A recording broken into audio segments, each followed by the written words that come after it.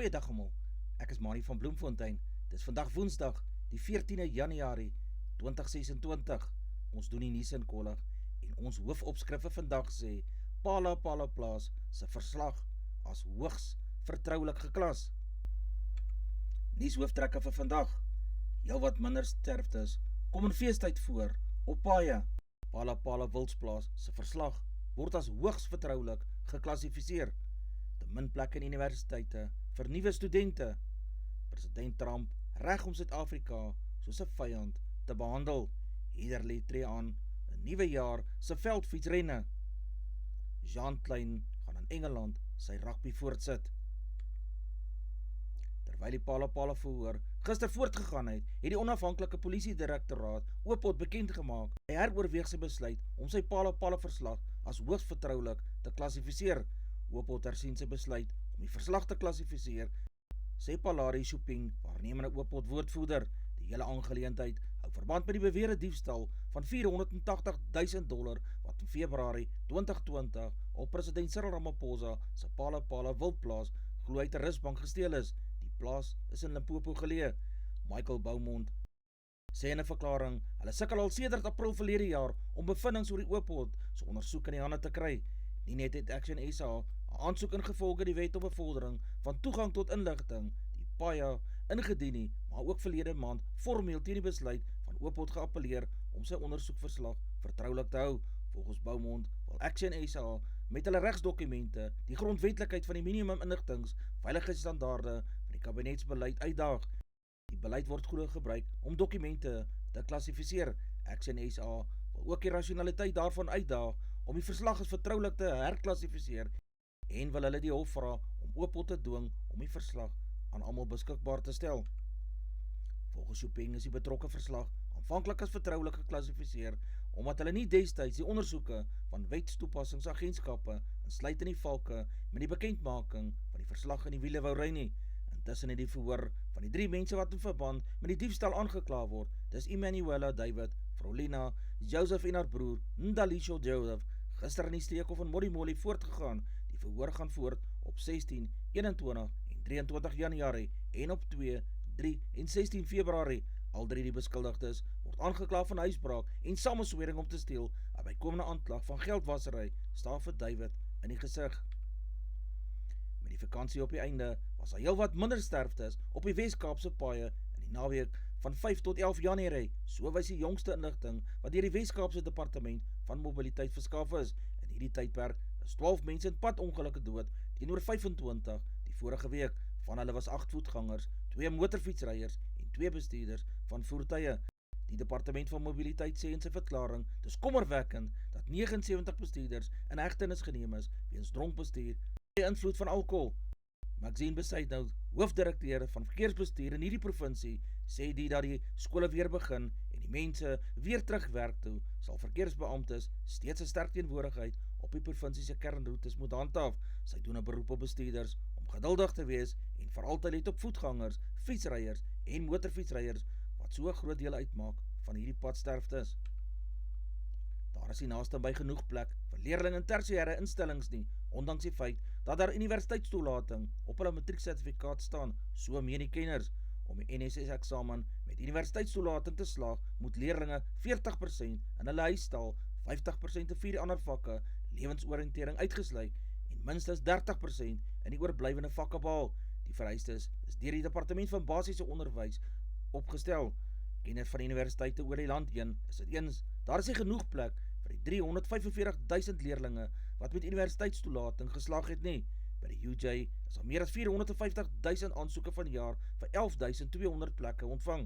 Professor Kobus Marie van die Departement Opvoedkundige Sielkunde aan die Universiteit van Pretoria sê sowat 235,000 plekke is in tersiêre instellings beskikbaar. 100,000 gaan sonder plekke sit, het hy gesê.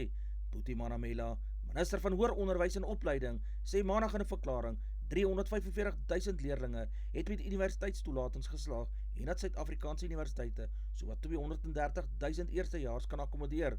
Dit laat 'n gaping van meer as 100,000.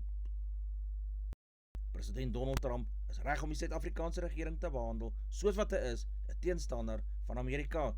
Intussen wag verdere tariewe lande wat met Iran sake doen, nadat Donald Trump op Truth Social gesê, hy sal 'n verdere tarief van 25% op hierdie lande hef. Die kommentaar kom te midde van Suid-Afrika se vlootoefeninge met onder meer Iran, Rusland, China en die Verenigde Arabiese Emirate wat tot Vrydag in Simonstad gaan duur.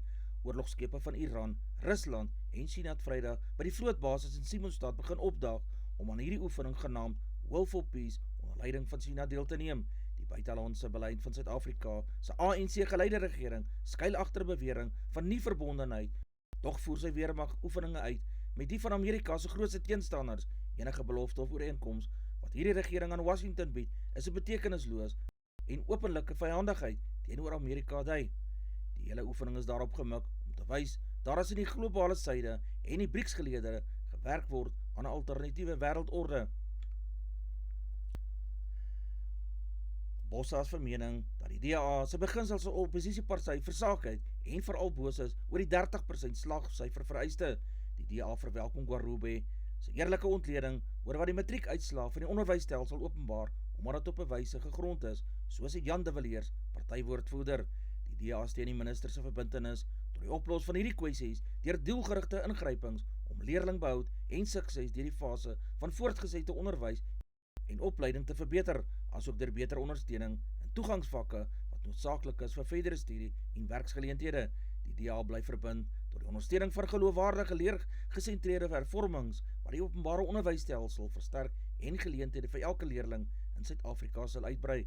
Volgens Solomons het die DA saam met sy bedmaats in die regering soos ANC, VF+, PA, Al-Jima teen Botha se mosie gestem om 'n einde aan die 30% slagsyfer te maak. Deur hierdie beleid te beskerm, skep die party in die regering van die nasionale eenheid 'n illusie. Die veldbrand in die Swartberge by Oudtshoorn het gister steeds buite beheer gebrand, terwyl die Tradoespas tydelik gesluit moes word weens 'n veldbrand en swak sigbaarheid in die Hassokwa gebied. Die twee flanke, westelike en oostelike brand van Suidwes en Suidoos aaneenlopend, met geïsoleerde dele wat oor die Kruine brand. Op die noordelike plateau is 'n wildsplaas in die verwagte pad van hierdie brand. Nog 'n span is in 'n nabye wildsplaas verskuif. Oudtshoorn se brandweer het Sondag gereageer nadat die veldbrand aan die voete in die ou Demoragie omgewing naby die Rus aangemeld is. In die Heidelberg gebied is die Tradoespas gister tydelik gesluit weens belemmerde sigbaarheid, maar is later weer oopgestel, soos sê die munisipaliteit. Die brand het Saterdag ontstaan. Die Suid-Afrikaanse Weerdiens waarsku teen hittegolwe toestande wat tot vandag toe in die Sentraal en Klein Karoo distrik sal voortduur. Daar is lig aan die einde van die donker back-enclosure tunnel met 'n deurbraak in die enstofverspreiding wat einde Januarie gaan kom. John Steenhuisen, minister van Landbou, het 'n enorme probleem geërf toe hy sy aanbetree het. Die eerste uitbreking was reeds in 2019 gewees. Steenhuisen sal vandag 'n opdatering gee oor die status van back-enclosure in hierdie land, asook die strategieë en tydlyne uiteensit om die nasionale kuddes in te kan end. Friedel van Maltitz, voorsitter van Vrystaat Landbou, sê die organisasie is bly dat Steenhuisen uiteindelik iets wil sê, omdat almal tot dusver in die duister gehou is.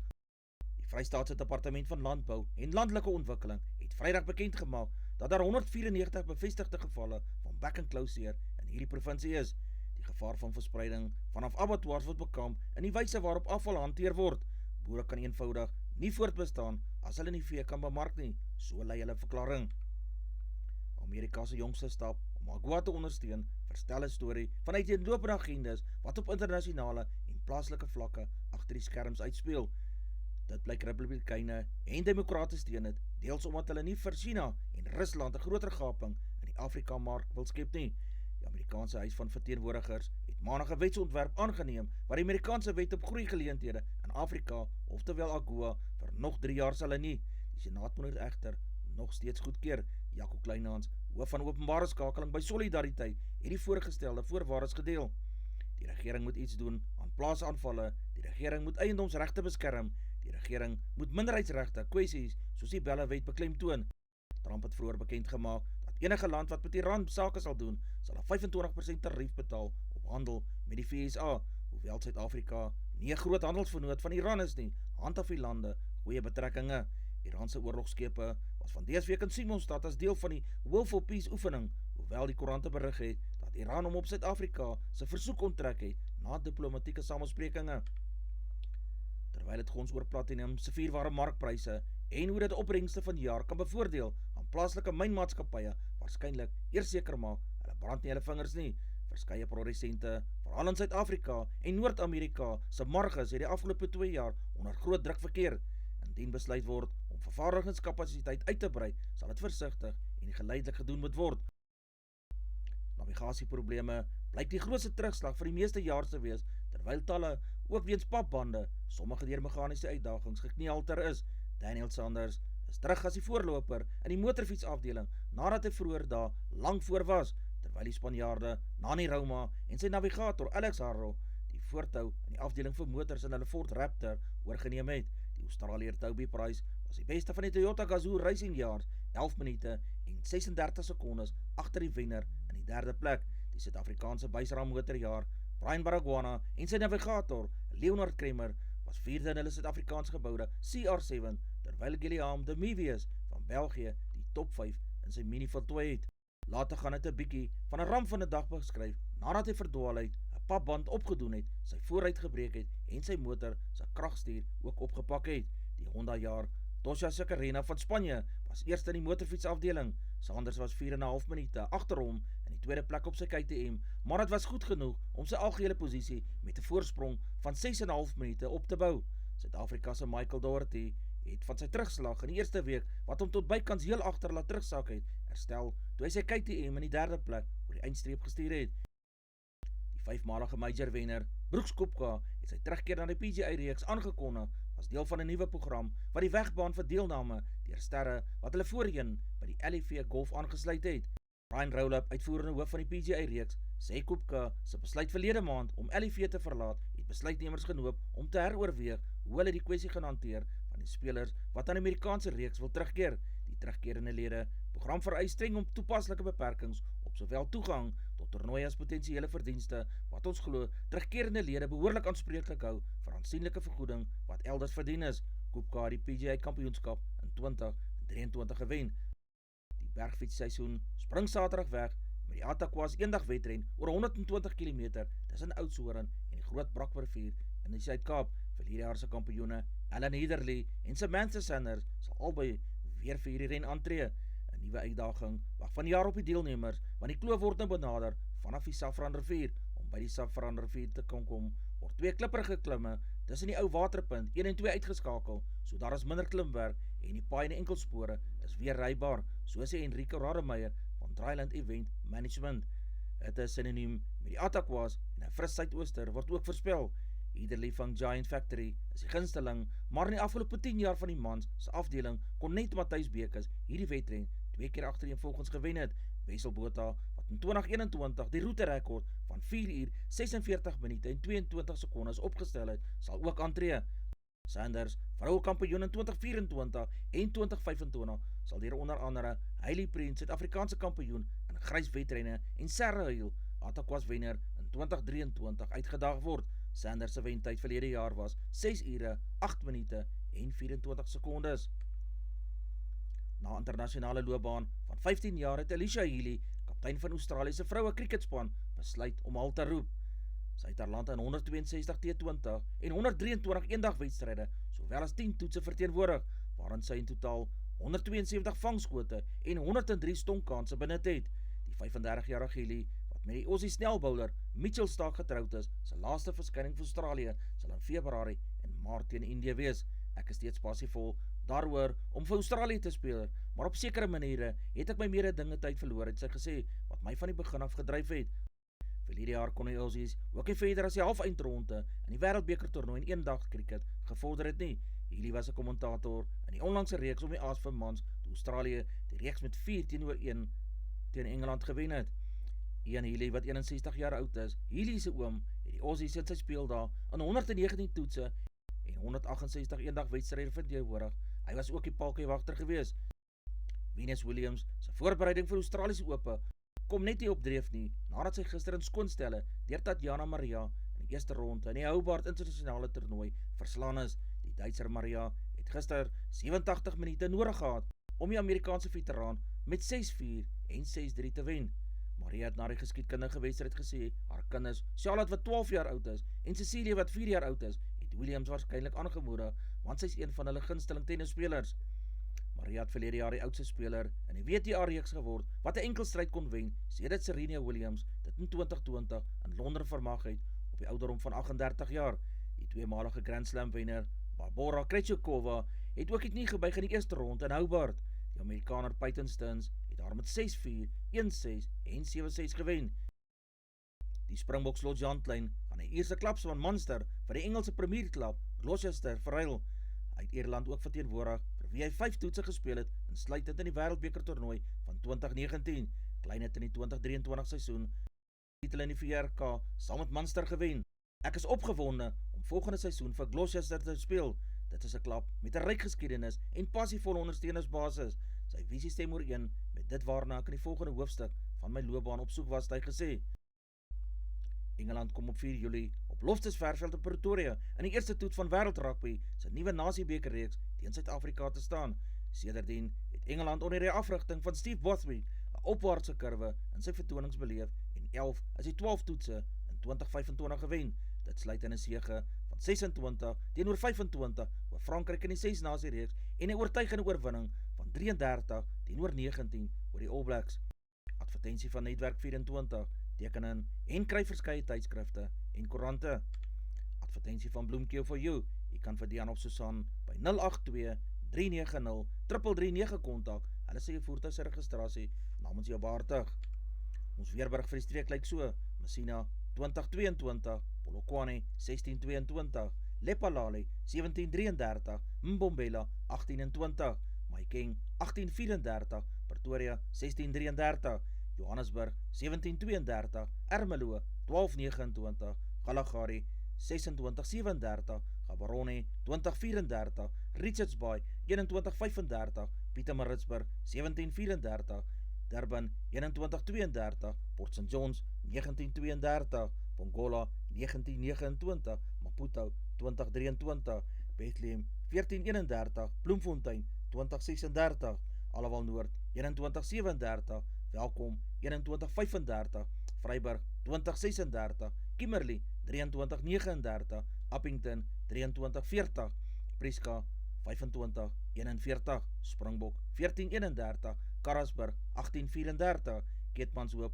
2035, Mariental 2436, Alexanderbaai 1626, Brandvlei 1735, Loederitsbaai 1630, Vredendal 1430, Kaapstad 1725, Sutherland 1329, George 1730, Jeffreys Bay 1828, Geberra 1631, Grafreinet 1636, Kapogolas 1427, De Aar 2238, Molteno 1633, Beaufort West 1838 en Oos-London 19 in die oggend 31°C in die middag. Die markte vir die dag: die rand verhandel teen R16.41 teenoor die Amerikaanse dollar. Die Australiese dollar kos R11.01. Die euro verhandel teen R19.13. 'n pond kos R22.10. 'n yen kos 10 sent. Platinum per fyn ons is $2,397. Palladium per fyn ons is $1,887. Silwer per fyn ons is $85.37 Amerikaanse sent. Goud per fyn ons is $4,614. Brent olie per vat is $63.87 Amerikaanse sent. Gedagte vir die dag.